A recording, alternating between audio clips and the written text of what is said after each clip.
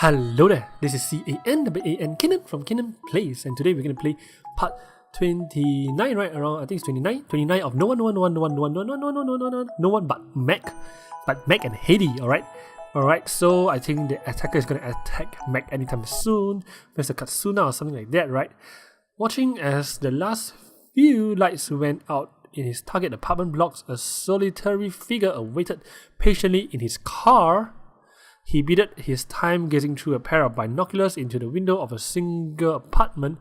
The subject of his curiosity had already gone to sleep hours ago, leaving him to watch an empty house as he awaited for the right time to strike. I managed to avoid prison last time, but I don't have the funds to make that happen again. Alright, I think so. He bribed his way out of prison, is it? Previously. I need to do this right.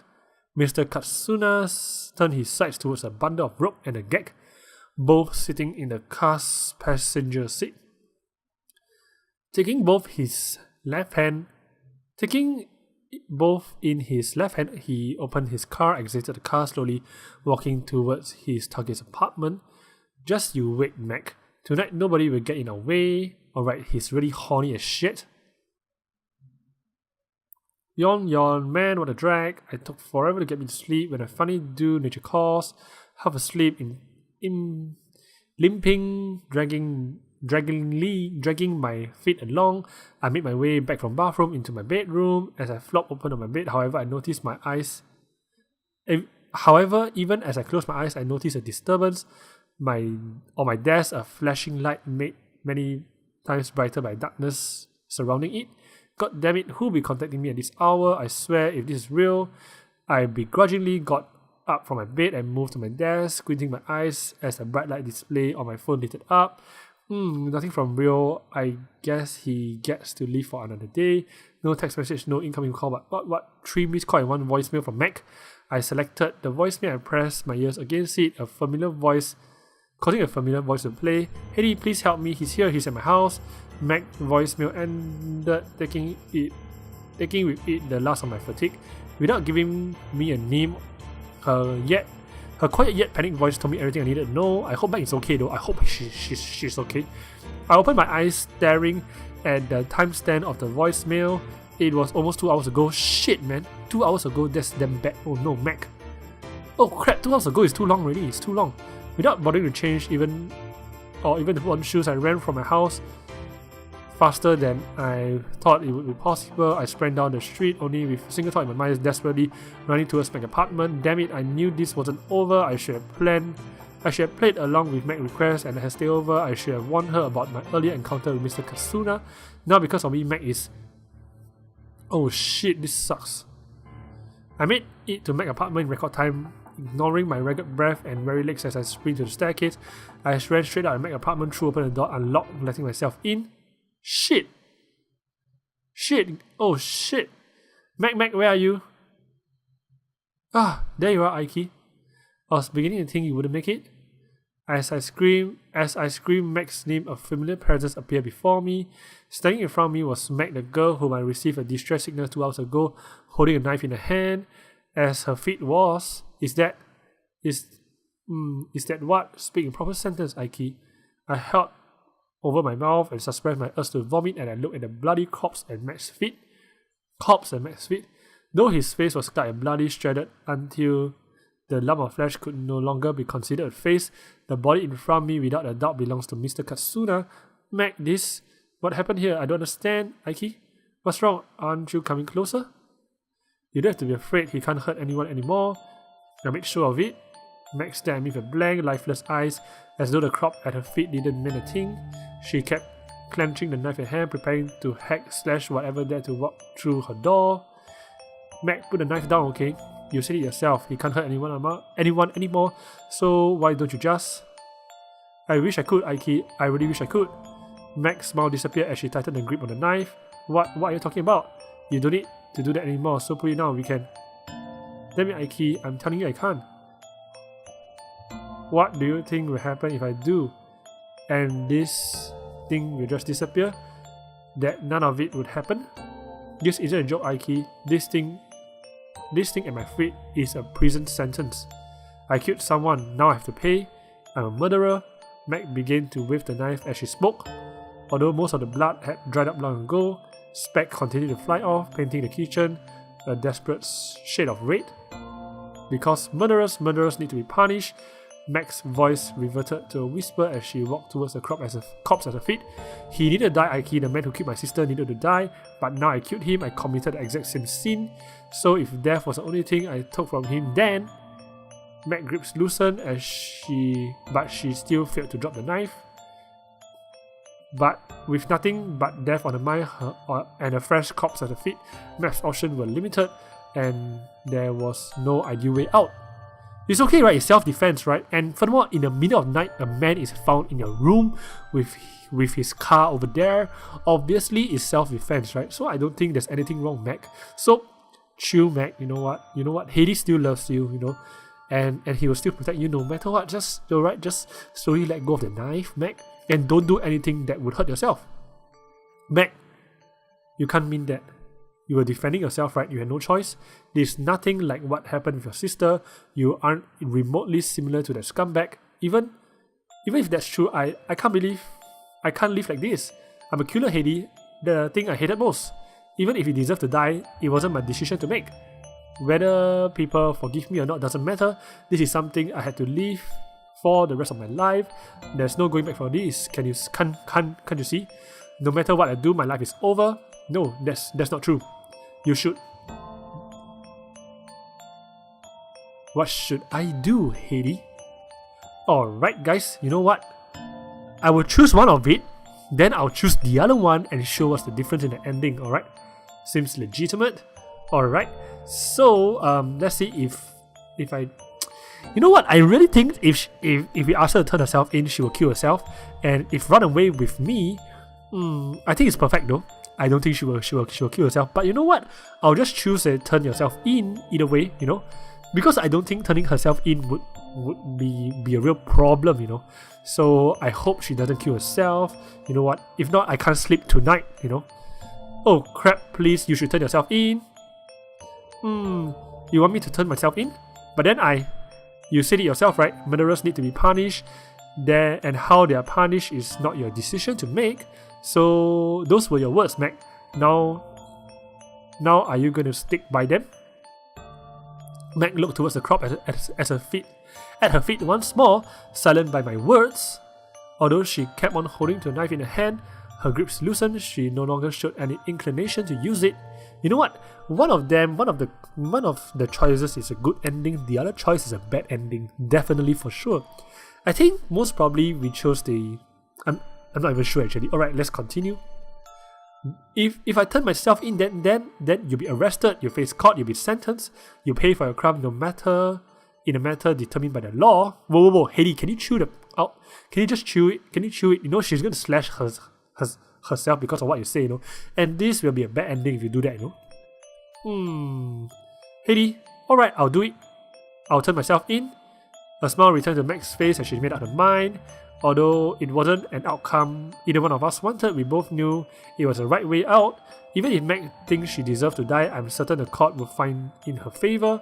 Meg's sister was killed by that man. She suffered immeasurable psychological damage at her hands. Add to that fact that Meg was defending herself from an intruder in her own home, and there's no way she'll be convicted. As optimistically thought about how Meg's life would turn, she took a step forward. Shit, she's gonna kill herself. Hedy, one last thing.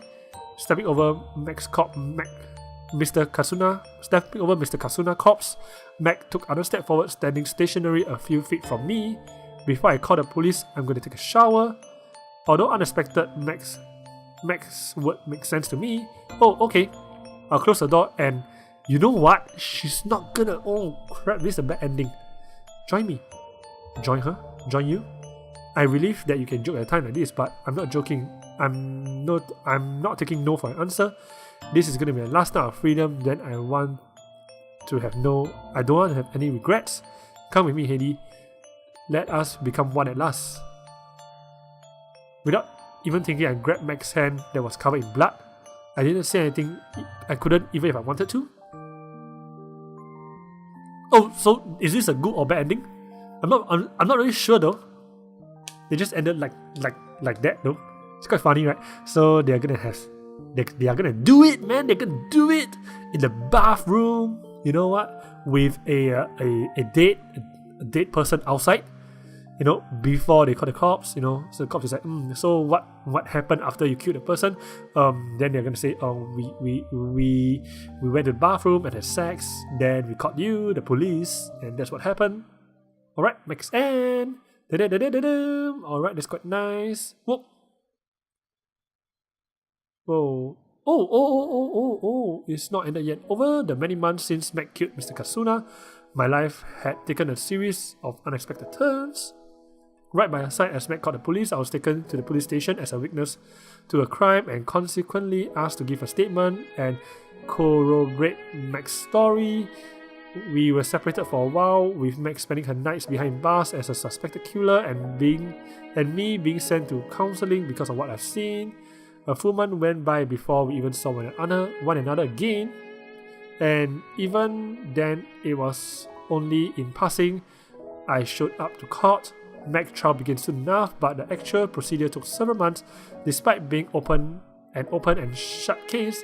With both witness and the confession, the jury remained divided on what their punishment should be.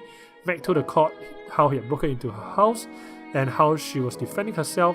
She knew he was a killer, given what happened to her sister, and wasn't going to take any chances.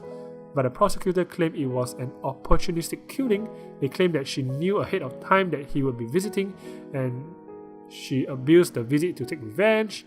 Fortunately, although Mr. Katsuna had indeed faked documents ahead of time to explain why he was at Mac's apartment in case he was caught, his time of death and security camera both placed him at the scene at a very, very late at night. Finally, I showed up the court video I taken of Mr. Katsuna harassing Mac in the student council club room. There wasn't a single juror remaining who thought she was guilty. Alright, luckily, there's this video. Even today, 7 months after Mac was taken in custody, she has finally been found not guilty. Yes, Mac will still need to attend counselling and will be forced to regularly report to the local police station to verify her whereabouts, but nonetheless, she is a free woman. So now, on her first day back to society, Mac and I will be meeting once again at an event we were both beginning to think would never happen. We won't be able to stay together long. Even after being found guilty, Mac still has responsibilities to court. Not being guilty, but for today, just seeing Mac a free woman will be enough. By the time I arrived at the cemetery, Mac was already there. Kneeling on the ground praying, Mac remained vigilant in front of her older sister's grave. All of the places Mac could have gone to celebrate her freedom, she chose to visit Hitomi's grave. Even if Mac has decided to stop living her deceased sister's shadow, I guess Hitomi will always be part of Mac, whether she likes it or not. Hinge, sniff, she started to cry. That's quite sad. Hitomi sniffed. Despite the brave faces she had initially been wearing, Mac soon showed her true feelings, discarding her facade of an always energetic, smiling, happy-go-lucky schoolgirl. Mac let the tears stream down her face without hesitation, allowing her tears to fall fully on her sister's grave. Oh, best boyfriend ever moment again. Mac! Taking Mac in my arms, I held her tight, wishing I had the power to put an end to her tears. Although she jumped back slightly at the sudden embrace, Mac immediately realized who was holding her and returned to the morning. Heidi, my sister, Mac tried to speak, unable to form full sentences through her tears. She then wiped away the tears and mucus on her face trying once again to communicate. Hitomi has been buried here, and yet I sniffed until now. I never came to see her, not once. But when I was in custody, when I was in court, when they were accusing me of killing that man for revenge, I realized they were right. My sister Hitomi never deserved any of this. She was so kind and gentle, she wouldn't hurt a fly. But as for me, Mac's tears continued to flow, her voice remained steady. She had something she wanted to say but was going to say it, even if it was through willpower alone. When that man showed up, I killed him. I didn't injure him, I didn't maim him, I didn't warn him. The second I saw his face, I just lost it. And now he's gone. Now that I can face my sister, I can put all of that behind me. Even if they are both gone, I'm still here, we're still here. And from now until the day I die, as long as I have you beside me, that's all I ever need. Wow, that's so sweet, right? Well, you know what? I think that's a good ending, guys. Okay, you know what? Now let's see the bad ending, presumably. Okay, let's load the game. And then I think we can skip, right? We can skip. Alright, let's skip. You know what? You know what, Mac? You know what, Mac? You can just run away with me. You should run away with me. Eh? Run away as in two of us together on the run from the law. Hey, don't be silly, we can't do that. Why not? Just think about it, if two of us quit school and find work in another town, that's not going to happen, Haley. Not now, not ever. Mac immediately, decisively shut my suggestion down, not even showing the slightest inclination to want to accept. But why? If you stay here, you're going to jail. And all because of that low-life scumbag. If that's the case, then we should. I could feel tears welling in my eyes as I screamed at Mac. The thought of her being punished for simply defending herself was too much to bear, especially after everything she had already been through. But even as I choked back tears, Mac continued to smile. Thank you, Haley, really. You have no idea how happy it makes me that you think about me that deeply, but you just don't understand. My throat closed up as I tried to reply Mac to ask what I failed to understand. Tears streamed down my face as I silently cried, unable to utter even a single word in response. Haley, no matter what happens to me, the one thing I cannot allow for me is for me to become a burden to you. I love you, Haley, even more than I ever thought possible, and far more than I love myself. You're the only reason why I'm here right now. I needed to stay here in this apartment so that we could see each other one last time. Oh, okay, guys, I know this is a bad ending already, so I think she's gonna kill herself, right? I think, you know.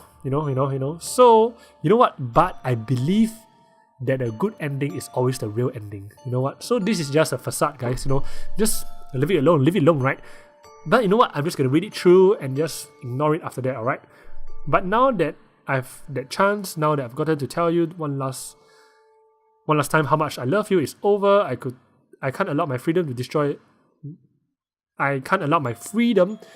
your life. I can't allow my actions from here on to bring you any further pains. Mac tightened her grip on the knife, still smiling, not at all appropriate for the situation at hand. So before I drag you now any further, let me say this one last time. Haley, I love you. The moment since we met, no matter what happens from now onwards, I always will. Then she's gonna kill herself. Sis, this is what I expected. Alright. See? Alright, that's the bad ending, guys. Alright.